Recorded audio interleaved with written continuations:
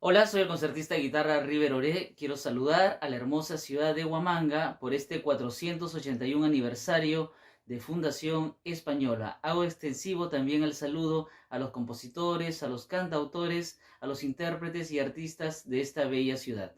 Voy a interpretar el tema Huérfano Pajarillo.